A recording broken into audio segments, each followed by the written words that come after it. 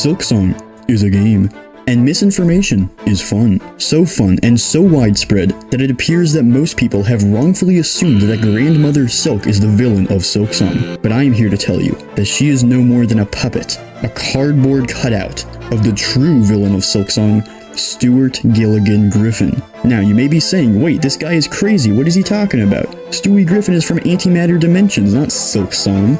But that's exactly what he wants you to think. Now, this is a bit of a wild ride, so just stay with me here. I promise it will all make sense in the end. Stewie Griffin. Who is he voiced by?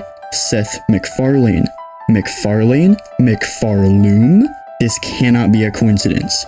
Right off the bat, Stewie Griffin is intrinsically linked to the Kingdom of Farloom.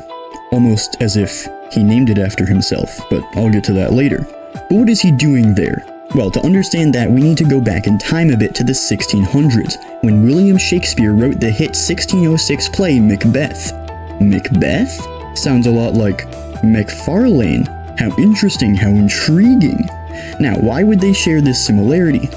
Because Macbeth was actually written by Stewie Griffin. Think about it, it makes sense.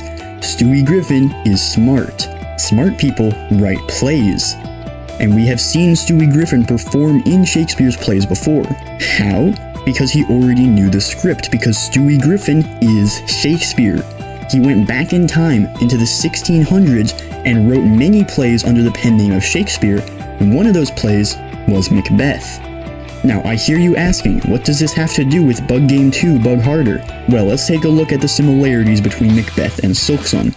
In Macbeth, the titular Macbeth kills King Duncan and then suffers the consequences of this, eventually leading to his demise.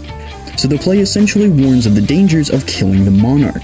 This is eerily similar to what we see in Silksong, where Hornet kills Grandmother Silk, and in the true ending, suffers the consequences of this, with Farloom all but collapsing. Not to mention that Macbeth was related to King Duncan, and Hornet was related to Grandmother Silk. It's basically a one-to-one replica of what we see in Silksong. So Stewie Griffin obviously wrote Macbeth to warn us about the dangers of killing Grandmother Silk. But there's more. Stewie Griffin was concerned that Macbeth wasn't enough, so he also used his psychic powers to take control of the mind of Travis Scott. Why Travis Scott?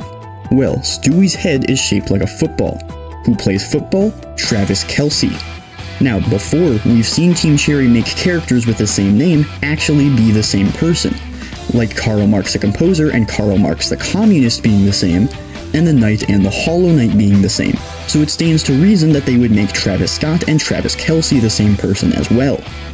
Travis Scott caused an earthquake at one of his concerts, and this was exactly what Stewie Griffin was controlling him to do, because what happens in Silksong when you send Grandmother Silk to the void?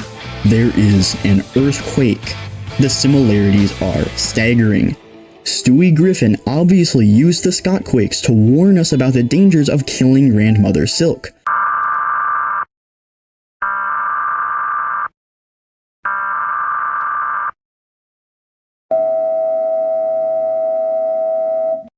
This is a public service announcement to educate all Johnlings on the malevolent entity known as the Face. The Face has been occupying New Johnsha for about 3 months. Anyone who looks directly at it will enter a state of being known as a face-off. During this event, the viewer's face will be eviscerated slowly and painfully. If you see a floating ball of light in the woods, immediately look away and evacuate the area. But I hear you asking, why do we not see any proof of Stewie Griffin being in Silksong? To that I say, we do. Take a gander at Farloom's Folly, the poem at the beginning of the game.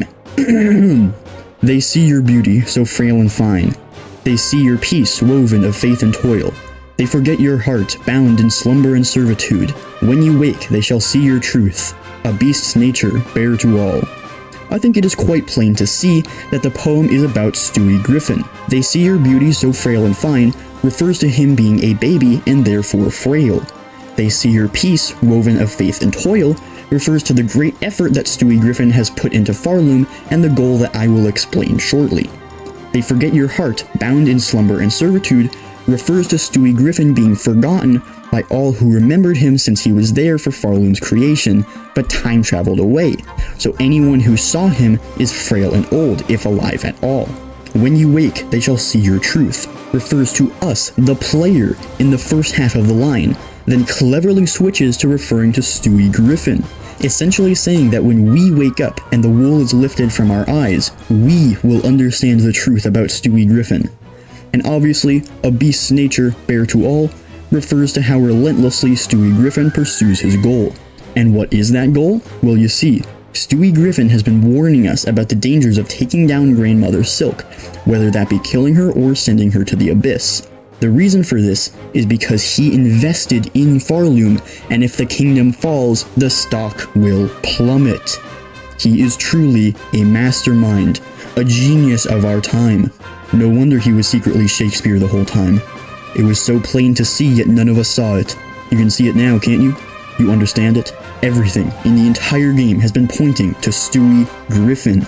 The gold of the coral chambers is the yellow of his clothes.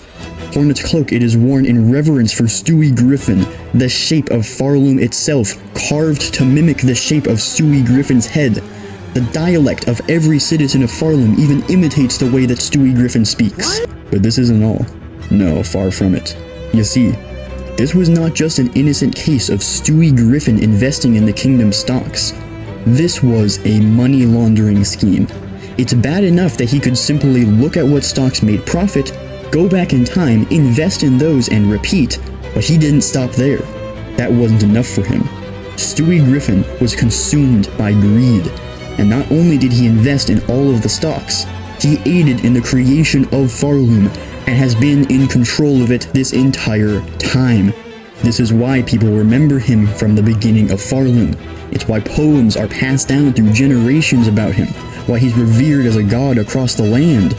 Stewie Griffin aided Grandmother Silk in the creation of the kingdom, and he used his technology that must have been like magic to the bugs of Farloom to put Grandmother Silk into a deep sleep and take control of Farloom in her place, pulling all of the strings this entire time. I'm sure you know the rest. He squeezed every cent he could from the kingdom and its people, carving them for all of the wealth that they were worth. And if that wasn't enough, he began circulating the highly addictive plasmium to make even more money. And all the while, he was the secret god king of Farloom. But of course, this was threatened by Hornet's attempts to defeat Grandmother Silk and throw the kingdom into chaos. He knew that if she managed to defeat Grandmother Silk, the kingdom would collapse, and she would learn the truth that he was ruling over it. So he created Bile-Water. Bile-Water was meant to be the perfect trap that Hornet could never escape from, an eternal, putrid purgatory of maggots and slime. But fearing that that wouldn't be enough, he used his superior technology to break the fourth wall and take control of Team Cherry themselves, mind controlling them into never releasing the game so that Hornet could never reach Farloom. The game was actually done after 2 years, so you have Stewie Griffin to thank for the other 5. But of course, he couldn't keep the game unreleased forever, so he made it incredibly difficult so that Hornet could never reach Grandmother Silk. But of course, Hornet prevails in the end, defeating Grandmother Silk and learning the truth about Stewie Griffin. Now, I've taken a big risk in telling you this, and I think the FBI has nearly found me. You would do well to remember this knowledge and pass it on to others. Thank you for watching, and if this video gets greater than or equal to 3.8 likes, I will explain how Grand Regent Thrag is the father of the Pale Beings. Good day.